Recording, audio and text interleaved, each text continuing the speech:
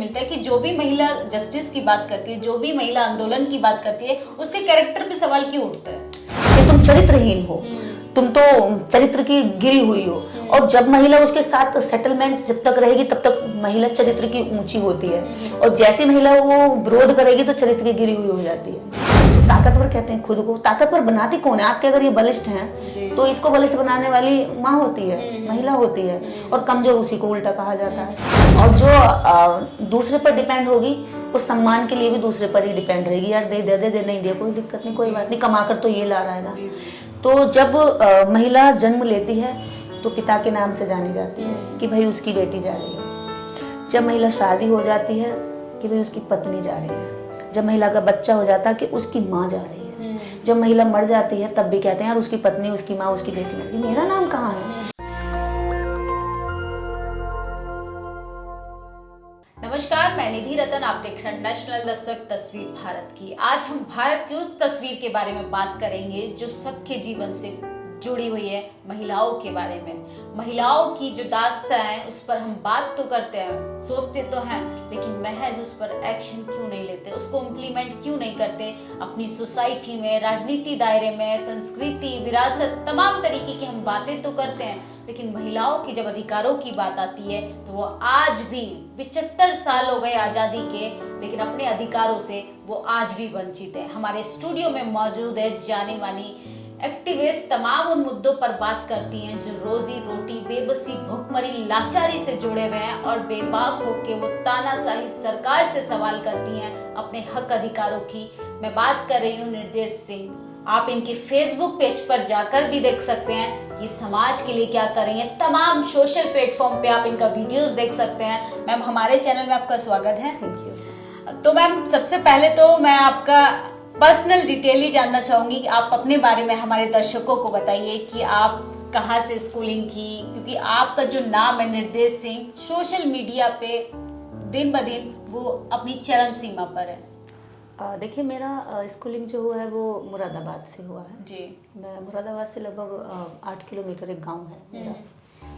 और हमारे गांव में 5वीं के बाद स्कूल नहीं था, गांव के बाहर जाना पड़ता था। तो ये था कि 5वीं तक लड़कियां पढ़ती थी, 5th के बाद में बाहर भेजना नहीं चाहते थे। लेकिन मेरा एडमिशन मेरी मदर ने स्कूल से, मतलब गांव से बाहर कराया। और मोंटेसरी स्कूल बोलते थे उस समय पे कि मैं तो भाई सरकारी स्कूल में सारी बच्चियां पढ़ती, मैं अपनी बेटी को उसमें पढ़ाऊंगी। तो उसमें एडमिशन हो गया, और वहाँ भी हमने देखा कि वहाँ लड़कियां कम थी, लड़के ज़्यादा थे। पर उसके बाद फिर हाई स्कूल हुआ, हाई स्कूल में भी मेरा एडमिशन बाहर हुआ। मैं पहले से क्या है कि मुझे रोड और क्राउड से मैं थोड़ा बचकर ही रही हूँ। मेरा बचपन ऐसा रहा है कि मैंने दोस्त कम बनाए हैं। मेरा एकांत में रहना और साफ करके, मतलब एक कोना मुझे ज़्यादा पसंद है, ज़्यादा भीड़ से मैं पहले से। मेरी जॉइंट फैमिली रही, तो जितनी भी स्कूलिंग शिक्षा हुई पूरा माहौल ऐसा था कि पूरे जब एडमिशन हुआ तो मेरे खुद घर वालों ने, ताई चाचा ने कहा कि लड़की है, इसको उड़ाएगी, पंख लगाएगी। मम्मी को बहुत बोला, मम्मी ने खूब झेला, लेकिन कहा कि नहीं, एडमिशन हो गया, वो पढ़ेगी। तो पढ़े, लेकिन बचपन से डरी नहीं मैं कभी भी। एक लड़के ने मुझे कुछ कह दिया था स्कूल में, तो जब वो बाहर निकला था मैंने उसकी साइकिल तोड़ दी थी। मैं 8th क्लास की घटना है ये। तो मैंने उसकी साइकिल तोड़ दी, खूब तोड़ी, खूब मारा उसको। तो उसके घर वाले आए और शिकायत स्कूल से भी गई। तो मम्मी को कहा कि भाई आपकी बेटी ने बहुत मारा है और साइकिल भी तोड़ दी, इसका जो है आपको साइकिल ठीक करानी पड़ेगी। तो बोले कि ठीक है, साइकिल तो ठीक करा देंगे, लेकिन लड़की कह रही है कि उसने गलती नहीं की है, इसने उसको कुछ बोला था, इसने तब मारा। तो साइकिल तो हम ठीक करा देंगे, लेकिन लड़की हमारी माफ़ी नहीं मांगेगी। और बात अटक गई फिर माफ़ी पर, क्योंकि माफ़ी मांगना और माफ़ी करना मतलब एक नाक का सवाल हो जाता है। और वो भी लड़की ने मारा। तो बोले जी हमारे यहाँ तो ऐसे नहीं होता, लड़कियाँ पहली बात तो नजरें नहीं उठाती, और तुम कह रहे लड़की ने मारा। तो माफ़ी नहीं मांगी थी, तो मेरा स्कूल से नाम भी कटा था एक बार, लेकिन फिर 2-3 दिन के बाद मेरा नाम फिर से ऐड कर दिया गया, सजा दी मुझे। जैसा आपका नाम है निर्देश सिंह, लगता है कि आपका जो नाम है आपने उसी डायरेक्शन में अपने जीवन को ढालने की कोशिश की है। मतलब आपको झुकना नहीं है। एक तरफ तो हमारे समाज में और हमारे सोसाइटी में, पुरुष प्रधान देश में महिलाओं को सलीका, लाज, शर्म के दायरे में रखा जाता है, वहीं आप बचपन से ही इतनी ज्यादा मतलब अधिकारों को लेके कि सॉरी नहीं बोलना, माफी नहीं मांगनी है, झुकना नहीं है, ये सब जिज्ञासा कहाँ से आई? ये सब इसकी प्रेरणा कहाँ से मिली? मेरी मदर है। मैंने जब एक बार मुझे किसी ने पीटा, बच्चों में लड़ाई हो गई हम आपस में, और मुझे पीटा किसी बच्चे ने, मार दिया, और मेरे काफ़ी कान में दर्द भी हुआ कई दिन तक। मैं घर आ गई, मैंने मम्मी को बोला मम्मी उसने मुझे मारा है। तो मम्मी ने मेरे कान पे एक और रखा बहुत तेज का, बोले कि मारा, ये कहने के लिए मेरे पास आई। तो मेरी समझ में नहीं आया कि क्यों मारा मम्मी ने। मैं तो पिट के आई हूँ, मुझे लगा कि गले से लगाएंगी और चुप कराएंगी, लेकिन ऐसा करा नहीं उन्होंने। तो फिर मैंने कहा मैं तो पिट कर आई हूँ, आपने मुझे और मारा। तो बोले कि अगर तू पीट के आती तो मैं तुझे नहीं मारती, अगर तुम पिट कर आ रहे हो तो मेरे पास नहीं आना, जब तुम पीट कर आओ तब मेरे पास आना, तब मैं तुम्हारी बात सुनूंगी। लेकिन अगर तुम पिट कर आ रहे हो और आकर के रो रो मेरे पास, तो तुम इतने कमजोर और कायर, अगर मेरी औलाद मैंने ऐसी पैदा की है तो मैं तुम्हें औलाद मानने से मना कर दूंगी। तो छोटे थे तभी से ये लगा कि यार पिटना नहीं है, और गलती नहीं की है तो माफी भी नहीं मांगनी है, और गलती की है तो तुरंत सॉरी मांगो और सुधार करो। तो ये बचपन से ही माँ ने डाला। और छोटे से गांव में रहे, वहाँ महिलाओं को बुरे तरीके से रखा गया कि मेरी माँ ने 1998 में साक्षरता अभियान चलाया था गांव में। जो अशिक्षित महिलाएं थी उनको पढ़ाया, और जब हम अच्छे से पढ़ने लिखने लगे तो हमसे पढ़ी, वो और आगे पढ़ी। उनको मतलब ये लगता था कि महिलाएं किसी भी उम्र में पढ़ सकती है। उनका महत्व हमेशा शिक्षा को बहुत दिया, और गांव की महिलाओं को ही पढ़ाया। तो हमारी फर्स्ट प्रेरणा तो वही है। उन्होंने हमेशा कहा है कि महिला कभी कम नहीं है, उसको कम किया जाता है ये कहकर कि देखो तुम ऐसा मत करो, लोग क्या कहेंगे, तुम इतना घूंघट डालो, लोग क्या कहेंगे, उसकी बहू घूंघट नहीं निकालती। तो मेरी माँ सन 90 से घूंघट नहीं निकाली है, सन 90 में घूंघट छोड़ दिया था उन्होंने पूरे गांव में। पहली बहू थी जो हमारे दादाजी के बगल में बैठती थी सम्मान से। तो उस समय घूंघट की क्रांति हमारी माँ ने की। बोले जी घूंघट जो होता है लाज शर्म होती है, आंखों में सम्मान। अगर हमारे ससुर जी आए हैं तो आप कुर्सी छोड़ो, आप चारपाई छोड़ो, अलग हट जाओ, उनको बिठाओ पहले। ये थोड़ी इतना लंबा घूंघट निकाला है। अब एक बहू तो घूंघट निकाल रही, कह रही बुढ़ी तेरी मुंह उखाड़ लूंगी घूंघट ओढ़कर। तो किस चीज की मतलब इज्जत रह गई। और एक बहू घूंघट नहीं पहन रही लेकिन कह रही कि आइए ससुर जी आप पहले बैठे, मैं खड़ी हो जाऊंगी। तो सम्मान जरूरी है, दमन जरूरी नहीं है। ना दमन महिला का होना चाहिए ना पुरुष का होना चाहिए, दमन दोनों की। अगर मुझे मेरी आजादी पसंद है तो मुझे सामने वाले की भी आजादी इतनी ही पसंद होनी चाहिए। सिर्फ अपनी आजादी के लिए दूसरे को नहीं दबा सकते। तो ये माँ ने सिखाया और आज तक वही जिद है। लेकिन ये जो घूंघट की लड़ाई है ये सड़कों पर कब आई? ये जो घूंघट के अंदर की चिंगारी, ये ज्वाला कब बनी? आप आंदोलनकारी कैसे बने? आंदोलनकारी तो मैं लगभग 10 से 12 साल हो गए मुझे। मैं उससे पहले आंदोलन नहीं जानती थी। हाँ, विद्रोह आता था कि गलत है तो विद्रोह करना है, लेकिन आंदोलन के लिए लामबद में लगभग 12 साल पहले हुई, जब मैंने माता सावित्रीबाई फुले को पढ़ा। मैंने देखा यार इतिहास में इतनी जबरदस्त महिला रही है जिसको लोगों ने कीचड़ फेंका और कैरेक्टर पर भी उंगली उठाई, और हुक्का पानी बंद करके बहिष्कार किया गया सोसाइटी में। परिवार वालों ने भी निकाल दिया कि अगर तुम इनके लिए काम करोगे महिलाओं के लिए तो हम तुम्हें नहीं रखेंगे, क्योंकि धर्मशास्त्र कहते हैं कि स्त्री पढ़ नहीं सकती और तुम स्त्री को पढ़ाने का आंदोलन चला रही हो। तो मुझे उनको पढ़ के लगा कि अभी तक हम जिनको जान रहे थे उन्होंने तो कोई काम किया ही नहीं, बस जय दुर्गा जय काली जय खप्पड़ वाली का बस हम लोग जाप करते रहे, तो हमें लगा कि शक्ति मिल जाएगी। लेकिन जब उनको पढ़ा तब मुझे लगा कि यार शक्ति यहाँ है और पढ़ना चाहिए। तब मैंने उन पर खोज की, और फिर मैंने महिलाओं के लिए हमेशा के लिए सोच लिया कि मैं महिलाओं की आज़ादी के लिए अब कदम नहीं रोकूंगी। सावित्रीबाई फुले ने उस समय किया, लगभग 200 साल हो चुके, और 200 सालों में कोई दूसरी सावित्रीबाई फुले पैदा ही नहीं हुई। क्या 200 साल ऐसे ही निकलते चले गए? इसका मतलब यह है कि सावित्रीबाई फुले को लोगों ने पढ़ा नहीं या फिर उनको दबाया गया। अब शिक्षा के क्षेत्र में सावित्रीबाई फुले ने जितना मेहनत की, काम किया, मुझे लगता है कि उनको वो क्रेडिट नहीं दिया, क्योंकि जब भारत में इतिहासकारों ने लिखा तब महिलाओं का दमन किया है, और खासकर उन महिलाओं का जिन्होंने क्रांति उठाई, जिन्होंने जुर्म सहे, जिन्होंने व्यवस्था के खिलाफ आवाज उठा करके उन महिलाओं को मुख्य धारा में जोड़ने का काम किया।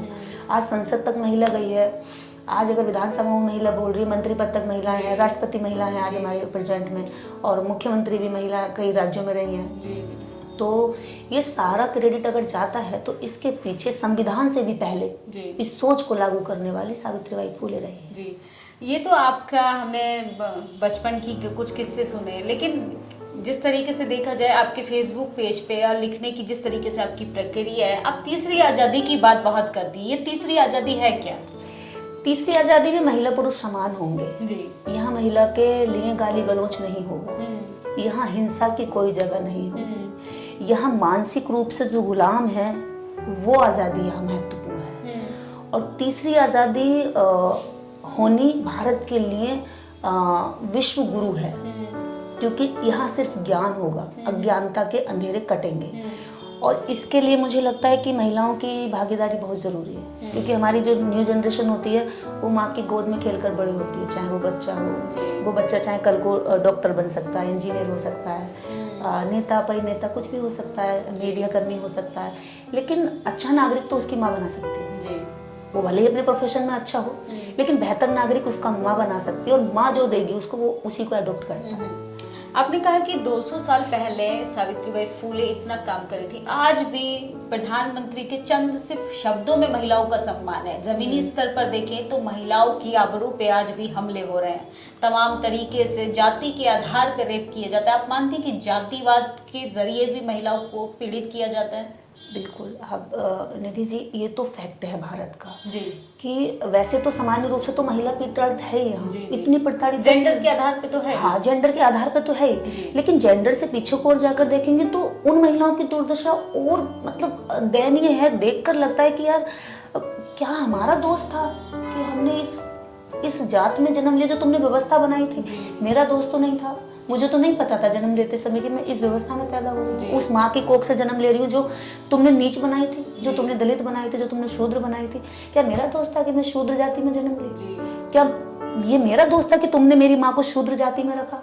कि महिलाओं को दोहरे तरीके से शोषण झेलना पड़ता है, बहुजन महिलाओं को जाति दोहरा नहीं, तिहरा आप कहेंगे। दोहरा नागरिक तो यहाँ देश की प्रत्येक महिला है, दोहरी नागरिक मानी जाती है, लेकिन दोहरी नागरिकता से भी ज्यादा बदतर नागरिकता उसको दी जाती है जो यहाँ पर शूद्र की औरत है और जो यहाँ पर दलित की औरत है। उस महिला को क्या कहते हैं कि यार तुम तो कुछ नहीं है। मुझे लोग बोलते हैं, मेरे फेसबुक पर, आपके फेसबुक पेज पे है। मैं दर्शकों से कहना चाहूंगी कि आप निर्देश सिंह के फेसबुक पेज पर जाके देखिए, और ऐसे ऐसे शब्दों का चयन करते हैं, मनुवादी, पाखंडवादी, क्योंकि काम से इनको डर लगता है, अपनी आलोचना से डर लगता है, तो महिलाओं के लिए। लेकिन मैम, ये कैसे देखने के लिए मिलता है कि जो भी महिला जस्टिस की बात करती है, जो भी महिला आंदोलन की बात करती है, उसके कैरेक्टर पे सवाल क्यों उठता है? कैरेक्टर इन्होंने हमेशा से नारी का बहुत हल्का वो बना रखा है कि बहुत हवा में उछल जाएगा, जैसे इनकी भावना है वैसी नारी के कैरेक्टर को समझते हैं। लेकिन मैं कहती हूँ कि कैरेक्टर से बाहर जिस दिन महिला निकल गई ना, उस दिन उससे बड़ा ताकतवर कोई नहीं है। क्योंकि इन्होंने, मैंने अभी 4 साल पहले एक पोस्ट लिखी थी, जो ये शब्द इजाद करते हैं, मैं यहाँ बोलूँगी तो वो शब्द भी बहुत भयानक है हालांकि, लेकिन उस भाषा में मुझे लगता है कि कोई भी गाली ऐसी तो हैगी नहीं जो आपने या मैंने नहीं सुनी, है ना। हम भले ही सभ्य समाज में जाकर के अपने मुंह से ना बोलना चाहें, गली में, चौक चौराहे पर, पान की दुकान पर, चाय की दुकान पर, हर जगह गालियाँ हैं। गालियों में भी माँ बहन है। हाँ, सारी गालियों में महिलाओं का संबोधन है। पुरुष लड़ रहे होंगे लेकिन संबोधन किसका है? महिला को। वो उसकी बहन को, वो उसकी माँ को, वो उसकी भाभी को, मतलब एक लड़की को। तो मैंने यही कहा इन लोगों से कि जिस दिन तुम गालियों का नव निर्माण कर लोगे उस दिन मैं डरने लगूंगी। तुमने तो वही गालियां बोली जो सदियों से बोली चली आ रही। तुम नव निर्माण करो ना भाई। मादर कहते हो, फादर का हो ना। वही जन्म तो उसने दिया, उसके बिना तो अकेली महिला पैदा नहीं कर रही थी। दोनों की गलती है, किसी तीसरे को पैदा करने का काम है कि वो दोनों ने कुछ करके किया है। अब जब दोनों ने काम किया है और तीसरा जनरेट हुआ है तो आप दोनों को समान रूप से कहो। तो इनकी गालियों में भी असमानता है, तो इनकी गालियों से कभी डरना नहीं चाहिए। सबसे बड़ी ताकत महिला की उस दिन वो पहचान लेगी जब वह ये समझ लेगी कि मेरा चरित्र मेरा शरीर नहीं है, ये गालियां नहीं है, मैं इनकी गालियों से संकुचाती नहीं। तो ये कहते हैं तेरा कोई इलाज नहीं है। इतनी मजबूत हैं आप, इतनी स्ट्रांग है। तमाम तरीके की पीड़ा के बाद एक गांव से उठकर आप सड़कों पर आई, और आई होप कि आप संसद भी जा पाएंगी। लेकिन ये इतनी ताकत लाती कहाँ से आप? क्योंकि तमाम तरीके की धमकियों के बाद भी आपको इतनी निडर बेबाकी के साथ बात करते हुए मैं खुद संकोच में हूँ। निधि जी, संसद जाने की मुझे कोई जल्दी नहीं है जी। बहुत समय है, मेरी एज अभी कोई ज़्यादा नहीं है, लेकिन मैं चाहती हूँ संसद जाने के लिए मेरे जैसी हजारों पहले तैयार हूँ और उनको तैयार करके मैं उनको भेजूँ। वो मेरे विचार की प्रतिनिधित्व बन करके वहां जाएं, वो वास्तव में महिलाओं की आवाज उठाएं। आज देखिए जो अभी इस समय बीजेपी ने जो मंत्री बना रखी हैं वो कहते हैं कि अरे भाई बलात्कार तो हमारी संस्कृति का एक हिस्सा है जी। जो किरण खेर जी अभी पिछले 2 साल पहले जब वहाँ बदायूं में लड़की के साथ हुआ, महिला के साथ, हाथरस में हुआ, उन्नाव में हुआ, पूरे देश का कोई कोना नहीं जहाँ से महिलाएं बची हों। तो वो कह रहे हैं कि भाई बलात्कार तो हमारी संस्कृति का हिस्सा है और वास्तव में इस भारत की संस्कृति में बलात्कारों की वो रही है। जब हम मत्स्य पुराण, सरस्वती पुराण पढ़ते हैं, जब बाबा साहब डॉक्टर अम्बेडकर का एनिहिलेशन ऑफ कास्ट पढ़ते हैं, तो उसमें वो बताते हैं कि भाई पिता ने पुत्री के साथ, यानी कि ब्रह्मा की बेटी थी सरस्वती जी, वो उनके साथ में सहवास करते हैं, जिससे मनु पुत्र पैदा होता है, मनु पैदा होता है। और दादा यमी के साथ करता है, भाई बहन के साथ करता है। और क्या कहते हैं, इंद्रदेव जो है उसकी अगस्त मुनि की पत्नी के साथ करते हैं रूप बदल के। तो रेप यानी कि इनकी संस्कृति का वो रहा हिस्सा। और अब जब महिलाएं कह रही कि नहीं भाई हम ये नहीं एक्सेप्ट करेंगे, मैं अपने हस्बैंड के साथ आई हूँ तो मैं केवल अपने हस्बैंड के लिए हूँ। अब देखिए पांडवों ने 5 पति, एक द्रौपदी के साथ, और फिर 5 के 5 उसको जुए में हार जाते हैं। तो कल्चर ही तो है। और जुआ तुमने खेला, दांव पर द्रौपदी को लगाया, इज्जत तुम्हारी लुटनी चाहिए, कोड़े तुम पर पड़ने चाहिए थे कि जुए में तुमने इतनी नीचता क्यों की, लेकिन तुमने वस्त्र उसके उतरवाए। तो ये इनका कल्चर रहा है। औरत को इन्होंने अपने अपने हिसाब से इस्तेमाल किया है। आज की महिला वो नहीं है, आजाद होना चाहती है। अभी तक मुझे जितने भी गाली देने वाले लोग हैं, एक भी महिला नहीं आई है, एक भी महिला नहीं आई। ये ताज्जुब की बात, ऊपर से नीचे तक आप देखेंगे तो एक भी महिला नहीं है, सब पुरुषों की। हाँ, वो सपोर्ट करती हैं, पीछे से कहते हैं यार हमारी हिम्मत नहीं है इसको भेदने की, हम खुद पीड़ित हैं। क्योंकि आप देखेंगे जो अपर कास्ट को जिसको कहते हैं ना, जो कहते हैं जनरल कास्ट की महिलाएं, वो तो और ज्यादा पीड़ित है। उनको महामारी में किचन में नहीं घुसने दे देता। उनको कहा जाता है कि भाई आप 3 दिन 4 दिन जब भी आपको क्या कहते हैं पीरियड्स चलेंगे, आप अछूत हैं। आप कहीं ना कहीं क्या आप समझती हैं कि जनरल कैटेगरी की बात करें, हिंदू परंपरा रीति रिवाज की बात करें, क्या महिलाओं को अपाहिज तो नहीं बना दिया देवियों के नाम पर? वो देवियों में इसीलिए बिलीव करते हैं क्योंकि देवियां हलचल नहीं कर सकती, देवियां आवाज नहीं उठा सकती, देवियों को क्या कहते हैं दर्द नहीं होना चाहिए, देवियों की भावनाएं जो है हलचल नहीं करनी चाहिए, इसलिए वो देवी बनाकर पूजते हैं। आप देखिए अभी 9 दुर्गे में ही व्रत शुरू हो जाएंगे, नवरात्रि के खूब व्रत होंगे, लेकिन इन्हीं नवरात्रियों में जब इनका प्रकोप रहता है, इसी नवरात्रि में बलात्कार भी होंगे पूरे देश भर के अंदर। तो ये वही देवी चाहते हैं कि अगर कुछ हो जाए तो चुप रहो, आवाज मत उठाओ, बिल्कुल कोई शोर नहीं करना, हो गया नो प्रॉब्लम। अगर तुमने आवाज उठाई तो तुम्हारी इज्जत खराब हो जाएगी, ये सिखाते हैं। इज्जत उसकी खराब क्यों होगी जिसने गलत सोच के साथ गलत काम किया, गलत एक्ट किया। तो रॉन्ग एक्ट करने वाले की इज्जत खराब होनी चाहिए, लेकिन उल्टा क्या करते हैं कि तुम्हारी हो जाएगी।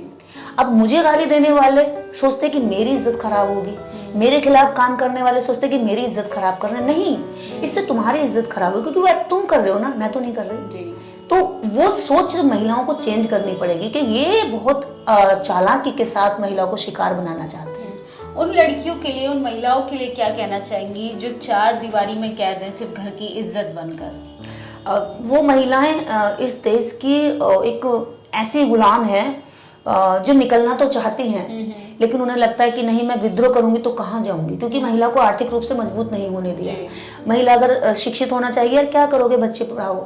महिला अगर नौकरी करना चाहिए, मैं कमा तो रहा हूँ, तुम क्या करोगी कमा कर।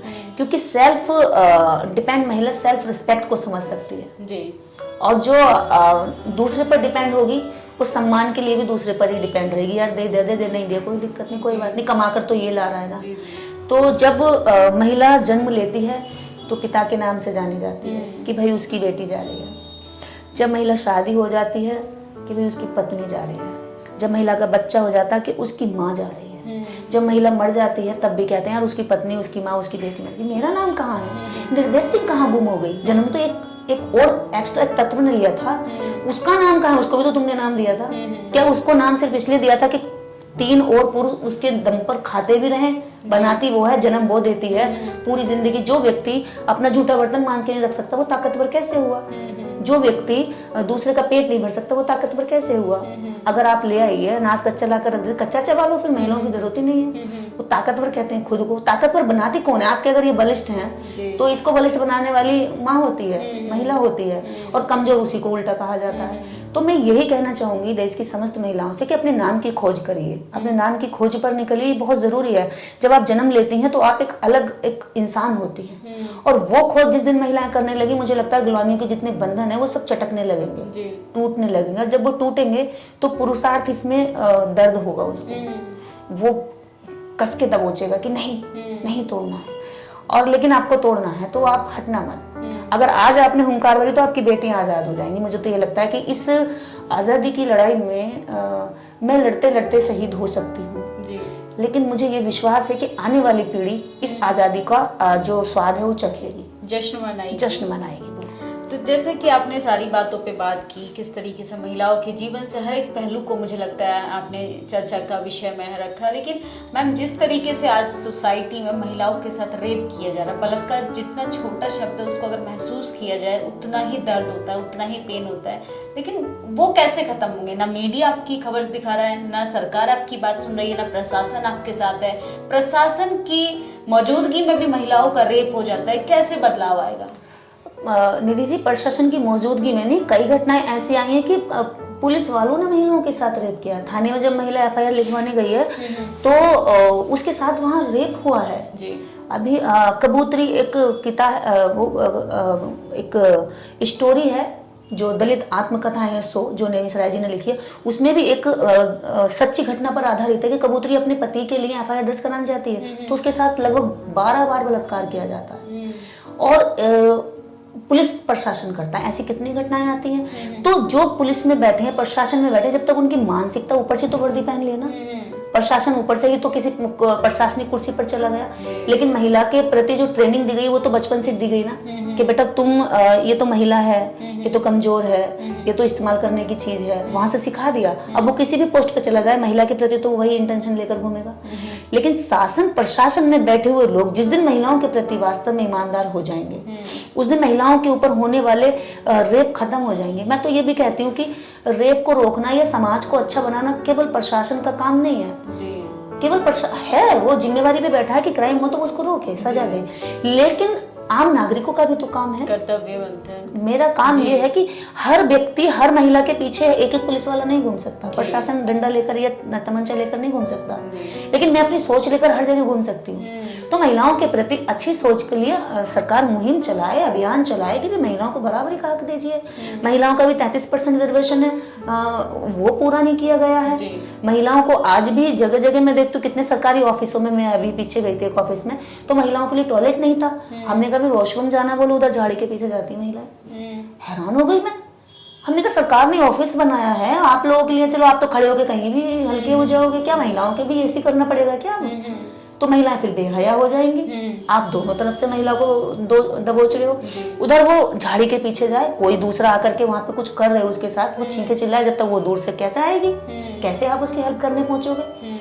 मतलब सरकारी दफ्तरों में भी महिलाओं के साथ कहीं ना कहीं वो सब झेलना पड़ता है। महिला किसी भी लेवल पे चली जाए। अभी एक वीडियो जारी हुआ था, बीजेपी का कोई कार्यक्रम था और एक बीजेपी का नेता महिला को ऑन कैमरा यहाँ हाथ डाल रहा है, वो बार बार पीछे कर रही है। वो कई बार उसने पीछे किया उसने, लेकिन फिर भी कोशिश की कि हाथ छू रहा है उसको, क्योंकि साड़ी पहनी है, यहाँ से वो पेट उसका खुल रहा है तो उसके अंग को टच कर रहा है, मतलब उसको मजा आ रहा है। उसको महिलाओं की तस्करी करते हैं भारतीय जनता पार्टी के नेता। तो ये वो सोच, उनको लगता है कि महिलाएं मतलब एक खिलौना है, एक ऐसा खिलौना है जिसको खेलो और जो मतलब आहत, मतलब दर्द भी नहीं करना चाहिए, उफ ना करे, और जैसे ही उफ करे वैसे ही उसको कहेंगे चरित्रहीन है तू, कठपुतली बनकर रहे हैं। हाँ, कठपुतली बनकर रहे कि तुम चरित्रहीन हो, तुम तो चरित्र की गिरी हुई हो। और जब महिला उसके साथ सेटलमेंट जब तक रहेगी तब तक महिला चरित्र की ऊंची होती है, और जैसी महिला वो विरोध करेगी तो चरित्र की गिरी हुई हो जाती है। अपने हिसाब से महिला के कैरेक्टर को बुनते, तुम होते कौन हो? तुम्हें हक किसने दिया कि महिला के कैरेक्टर को डिफाइन तुम करोगे? और महिला का कैरेक्टर जिसको तुम कह रहे हो वो महिला का कैरेक्टर नहीं है, वो तुम्हारा कैरेक्टर है कि तुम किस लेवल पर क्या कहते हो। अपने हिसाब से तुम अच्छा बना देते हो, अपने हिसाब से बेकार बना देते हो। अब जब दुर्गा ने महिषासुर का वध किया, तुम्हारी विष कन्याएं जब बहुजन नेताओं को मारती हैं, बहुजन महापुरुषों का कत्लेआम करती हैं, तो वो तुम्हारे लिए देवी हो जाती है। आज भी विष कन्याएं इनकी कितने IAS, कितने PCS 7 क्लास की महिलाओं ने खा लिए, शादी करती हैं। गोरी चिट्ठी जितनी भी होंगी वो जो SC का, OBC का, जो IAS होगा, PCS होगा, बड़े पोस्ट पर डॉक्टर होगा, क्योंकि अब उसको काला नहीं दिखेगा, अब उसको वो दलित नहीं दिखेगा, उसकी पोस्ट दिख रही है कि इसकी पोस्ट के साथ अब मेरे बच्चे का फ्यूचर अच्छा हो सकता है, जो इसको मैं जन्म दूंगी वो बढ़िया होगा, उसके मेरी लाइफ सेटल हो जाएगी, मुझे अच्छी गाड़ी, AC रूम, सब कुछ मिलेगा। तो वो क्या करती है, वो आपने बात की कि विष कन्याओं की, लेकिन वहां पर भी वो डोमिनेट अपने पति को ही करती है। उसका कारण है ना, वो ट्रेंड है, वो बचपन से ट्रेंड है। यहाँ इस कास्ट की महिला 80 साल की होकर भी वो चीज नहीं समझ पाएगी जो वो उनकी 8 साल की बच्ची समझती है। अभी कोचिंग में मैं एक बच्चे से बात कर रही, दलित पर बात चल रही, कॉन्स्टिट्यूशन पर बात चल रही, तो रिजर्वेशन पर एक बात आई छोटी सी, उसको पढ़ा रहे थे चैप्टर। तो बच्चे ने कहा कि हम तो रिजर्वेशन लेते नहीं मैम, हम तो जनरल में आते हैं ना। हमने कहा ओके बेटा, बहुत अच्छी बात है। तो बोले ये दलित लेते हैं रिजर्वेशन। हमने कहा हाँ। वो फिर वो अपने ओर से कहने लगा वो दलित नीच होते हैं ना मैम। तो मैंने फिर कहा बेटा आपको इस किसने बताया? इतना इनोसेंट बच्चा, 8 मतलब अभी 12 साल का बच्चा है वो सिर्फ। मैंने कहा ये किसने बताया बेटा आपको कि वो नीच होते हैं? कि नहीं हमें तो सबको पता है, हमारे घर में दलित जो है वो गंदे रहते हैं, मलेच्छ होते हैं, मलेच्छ मतलब डर्टी रहते हैं और मिट्टी से लथपथ रहते हैं और वो बहुत ही पुअर होते हैं, उनके गंदे मतलब हम लोग उनको टच नहीं करते हैं, अनटचेबल आज भी। और वहीं उसकी सराउंडिंग जो बच्चे बैठे हैं वो सभी हैं, मतलब सभी तरह के बच्चे, उनमें हमने आज तक नहीं पूछा बेटा आपका क्या कास्ट है, क्या धर्म है। तो वो बच्चा जब कह रहा है तो वो अपनी आइडेंटिटी अलग बता रहा है कि मैं अलग हूँ। और वो जो नशा है जो उसकी माँ करती आ रही थी, जो उसका पिता करता आ रहा था, वो नशा बच्चे में चला गया जी। वो गुरूर कि मैं तो अलग, मैं आप जैसा नहीं हूँ।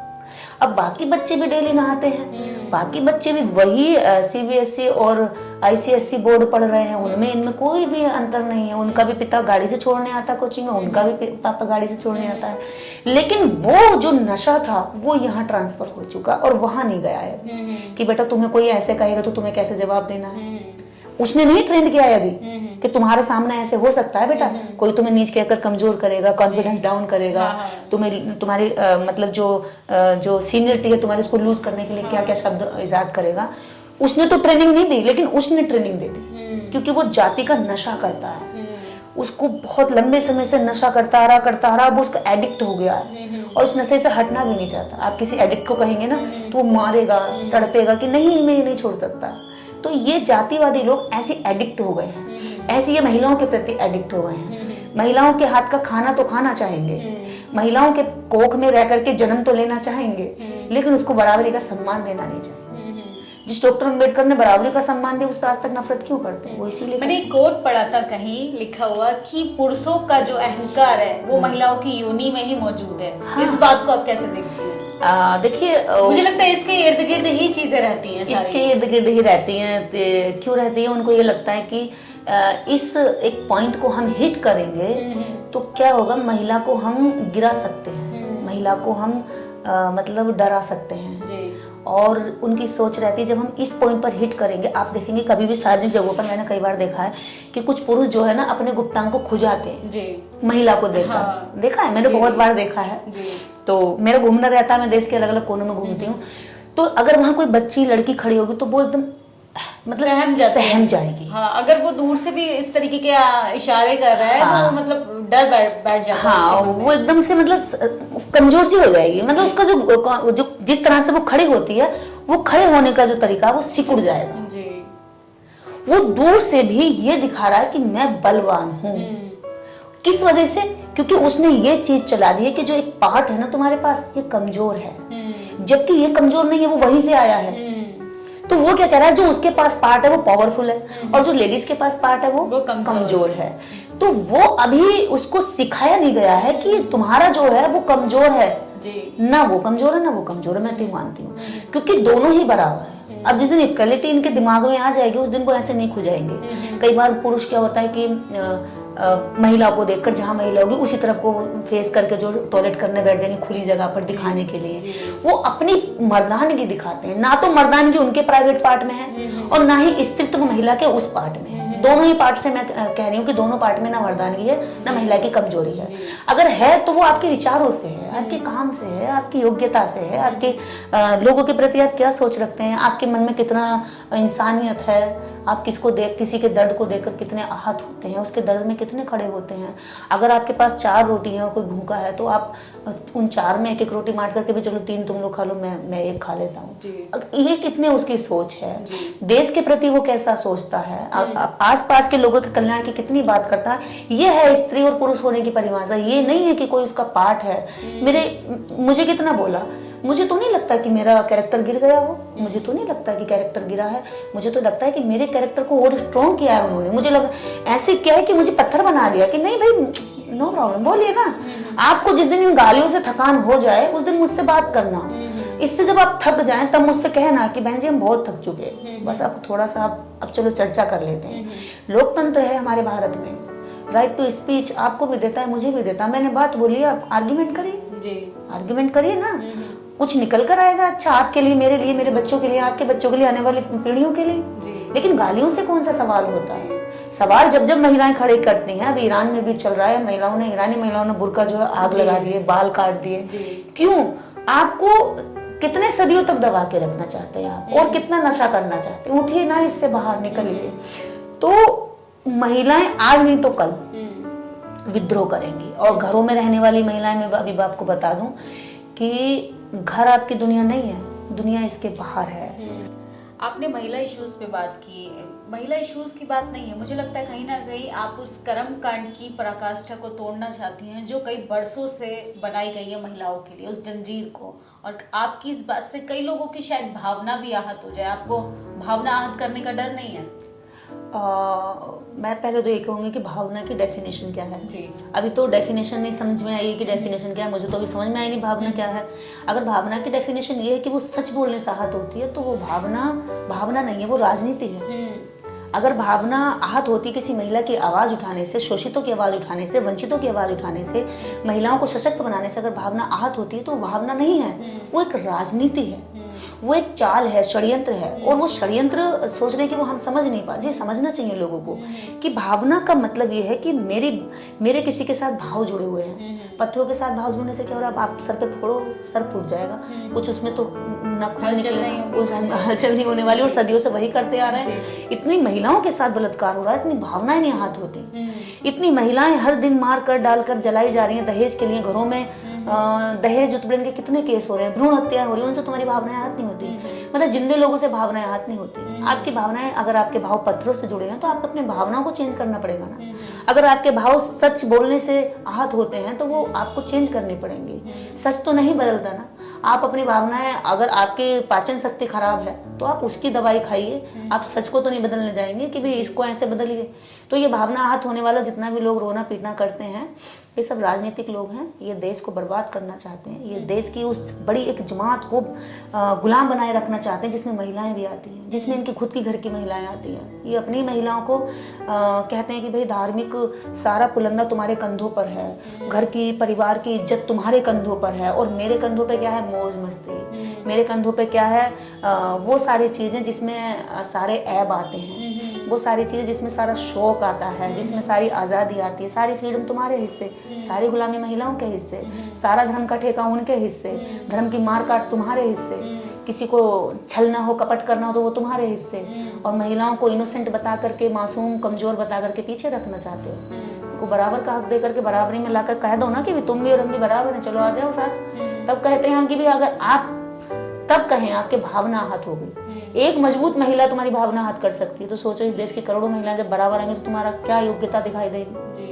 तो मैं तो कहती हूँ बराबरी के डर से, इसीलिए डॉक्टर अम्बेडकर से भी नफरत करते हैं, क्योंकि हिंदू कोड बिल के जरिए उन्होंने देश की समस्त महिलाओं को स्पेशल प्लान देकर, स्पेशल सिक्योरिटी देकर, स्पेशल अधिकार देकर के बराबर लाना चाहा, इसलिए इनकी नफरत उनसे भी बहुत गहरी है। बहुत बहुत शुक्रिया हमसे बातचीत करने के लिए। ये थी हमारे साथ निर्देश सिंह। तमाम उन मुद्दों पे बात किया जिस पे महिलाएं कहीं ना कहीं खुद से कर रही होती हैं, लेकिन इस सब बातचीत के कंक्लूजन में मैं बाबा साहब की वो लाइन से ख़त्म करना चाहूँगी कि जब तक महिलाएं शिक्षित नहीं होंगी तब तक समाज नहीं बदल सकती, और समाज क्या वो अपनी खुद की दशा नहीं बदल सकती। इसलिए महिलाओं को जितना बदलने की ज़रूरत है उतना ही पुरुषों को बदलने की ज़रूरत है, क्योंकि इस समाज में अम्बेडकर भी हुए हैं, इस समाज में ज्योतिबा फूले भी हुए हैं। इसलिए समाज को बढ़ाने के लिए महिलाओं की भागीदारी जितनी ज़रूरी है उतनी ही पुरुषों को भी अम्बेडकर फूले बनने की ज़रूरी है। हमारी बातचीत पे आपकी क्या प्रतिक्रिया है? अगर आप किसी भी राज्य से ये वीडियो देख रहे हैं तो आप मुझे बताइए कि आपके घर, समाज, देश में महिलाओं की स्थिति क्या है, और आप अपनी राय कमेंट बॉक्स में ज़रूर दें, क्योंकि आपकी राय हमारे लिए ज़रूरी है। कि अगर हमारी बातों से आपके दिमाग में हलचल नहीं हो रही है तो इसका मतलब आप कहीं ना कहीं भावनाओं के चक्कर में अपने दिमाग को कमज़ोर बनाकर बैठे हैं। शुक्रिया। नेशनल दस्तक की आपसे गुजारिश है कि अगर इसको बचाना चाहते हैं तो नेशनल दस्तक को सब्सक्राइब करने के लिए रेड कलर के सब्सक्राइब बटन को दबाएं, फिर बेल आइकन की घंटी दबाएं। नेशनल दस्तक को बचाने के लिए बहुत जरूरी है कि हर खबर को शेयर करें, लाइक करें, कमेंट जरूर करें।